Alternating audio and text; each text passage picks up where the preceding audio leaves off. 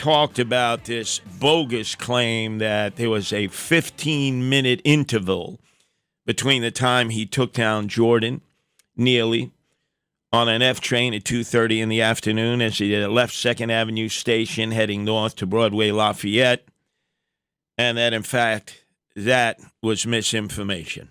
Some people say that I was holding on to Mr. Neely for 15 minutes. This is not true. I mean, between stops is only a couple minutes. So the whole interaction lasted less than 5 minutes. Some people say I was trying to choke him to death, which is also not true. I was trying to restrain him. You can see in the video there's a clear rise and fall of his chest, indicating that he's breathing. I'm trying to restrain him from him being able to carry out the threats. And then some people say that this was about race, which is absolutely ridiculous. I didn't see a black man threatening passengers. I saw a man threatening passengers, a lot of whom were people of color. The man who helped restrain Mr. Neely was a person of color. And then a few days after the incident, I read in the papers that a woman of color came out and called me a hero. I don't believe that I'm a hero, but she was one of those people that I was trying to protect. Humble. And he said what any rock-ribbed all-American guy, or gal should say, that he couldn't just sit still and watch this guy, Jordan Neely, have a psychotic episode as he was threatening people's lives. Mr. Neely came on. He was threatening. I'm 6'2", and he was taller than me. So it was, and there's a common misconception that Marines don't get scared. We're actually taught one of our core values is courage, and courage is not the absence of fear, but how you handle fear. And I was scared for myself, but I looked around, I saw women and children. He was yelling in their faces, saying these threats. I couldn't just sit still. And he said he had to protect himself, but also the other passengers. We were all scared. Mr. Neely was yelling in these passengers' faces, and they looked terrified. The reason why there was no video at the start of the altercation was because people were too afraid getting away from him. And the videos didn't start until they saw that situation was under control. I knew I had to act, and I acted in a way that would protect the other passengers, protect myself, and protect Mr. Neely. I used this hold to restrain him, and I did this by leaving my hand on top of his head to control his body.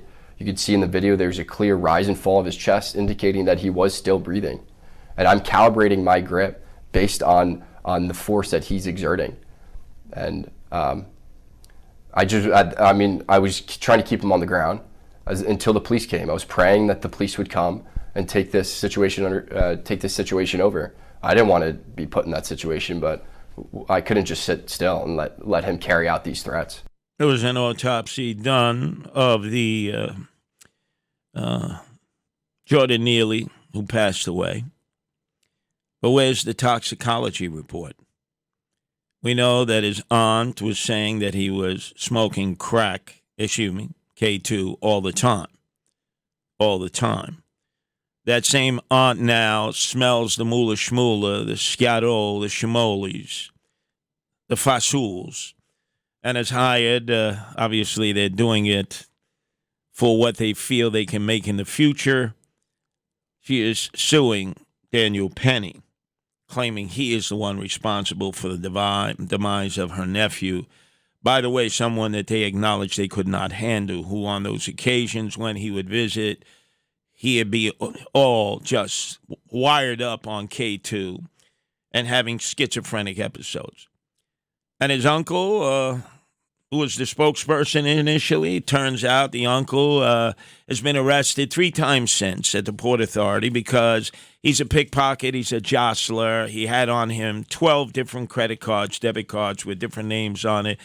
Pocketbook snatcher, you name it. He's a criminal. And they've cut him loose.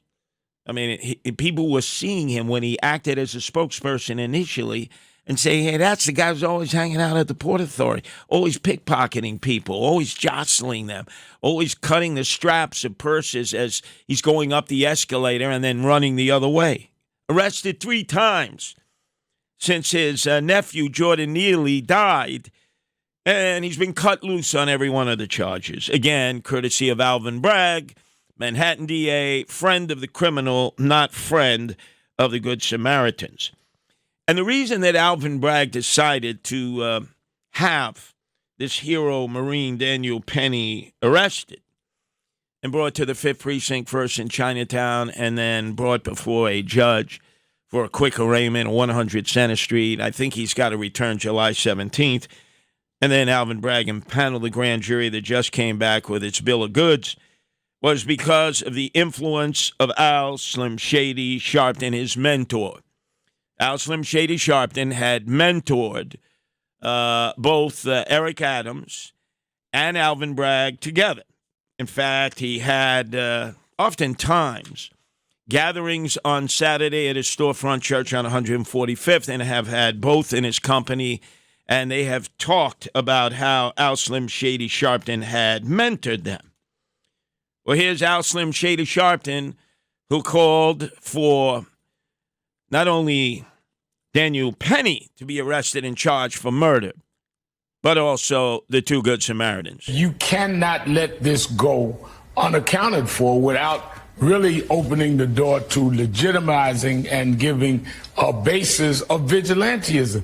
This young man, unarmed, did nothing to anyone, didn't assault anyone, was disruptive, which happens every day in subways, and you're going to put him in a chokehold and hold him there for minutes at a time while 2 other people hold him down and kill him. This person should face a grand jury and the 2 people with him. And so he immediately started calling Alvin Bragg, his protege, demanding that Alvin Bragg have Daniel Penny arrested and charged for murder, and that he send the detectives of the Manhattan DA's office out to find the 2 Good Samaritans, who he called bad Samaritans. They've continued to do that, as if all of a sudden they're public enemy number 1. He did that at the urging of Al Slim Shady Sharpton. AOC, all-out crazy, Alexandria Ocasio-Cortez, leader of the socialist cop haters of America. She claimed that Daniel Penny, hero Marine, first murdered Jordan Neely. The next day, she said, lynched him. And then the next day said executed him. She scored the trifecta of hate on this U.S. Marine and the cops. And so she was calling up Alvin Bragg. And then George Soros, who funded his campaign and other DA's campaigns to become the public safety official that turns criminals loose all across America, called him up and said, hey, guy, I didn't give you $1 million in your campaign to become Manhattan DA for you to do this. And so he danced. He danced to those people who are his Medicis. And now he has an indictment that has been cleared by the grand jury and a trial will be set. Thank God that the attorney representing the hero Marine in this case, Daniel Penny, is a man I know well, Thomas Kniff. He ran against Alvin Bragg. He was the Republican candidate against Alvin Bragg. Yeah, Manhattan GOP ran a candidate against Alvin Bragg. Up in the Bronx, this guy, Mike Rendino, the GOP chairman, is in the back pockets of the Democrats. He's not running a Republican candidate against Darcel Clark, who is the female version of Alvin Bragg. Oh, no, and actually said, she's doing a very good job. And out in Staten Island, the most Republican of all boroughs, they have an ambulance chaser out there, Mike McMahon, who's the DA Democrat, and they're not running a Republican against him. Crime is up 250%. And talk about influence. You remember when our hero, Rudy Giuliani, greatest mayor who's ever served the citizens of New York City, was in the waning days of his son's campaign for the Republican nomination to run against Kathy Crime Wave Hochul. He lost against Congressman Lee Zeldin, but a day before, at a Stop and Shop out in Staten Island, South Shore, this employee, remember, came up behind him, hit him hard, cursed him, ended up getting arrested by the precinct. And Eric Adams, on 2 occasions, called up DA Mike McMahon and said, I want Rudy arrested for filing a false police report. And Mike McMahon was going to do it until all of a sudden I confronted him at the July 4th annual Travis 4th of July parade, which I go to every year with the Guardian Angels. It's upcoming. And I said, Mike, if you actually issue a warrant for the arrest of our hero mayor, Rudy Giuliani, claiming he filed a false police report, as Eric Adams told you to do.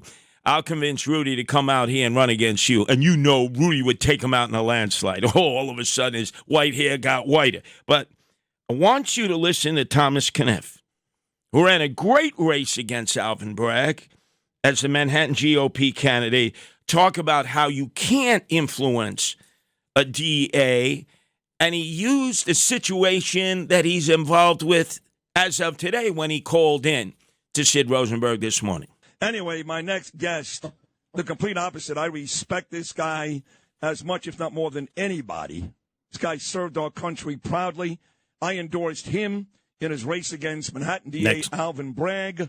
And now, of course, him and Steve Razor, the attorneys for Daniel Penny. And I pumped up my friend Tom Kniff big time on Fox News with Brian Kilmeade last night. Here he is, Penny's attorney, Thomas Kniff. Thomas, good morning, buddy. How are you?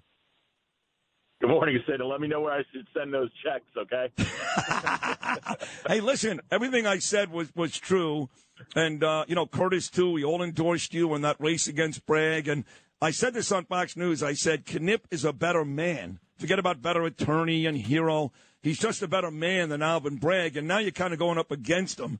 So we kind of knew this was happening. But now that it's official, anything different in the Kniff Razor office this morning, now that Daniel Penny has officially been indicted?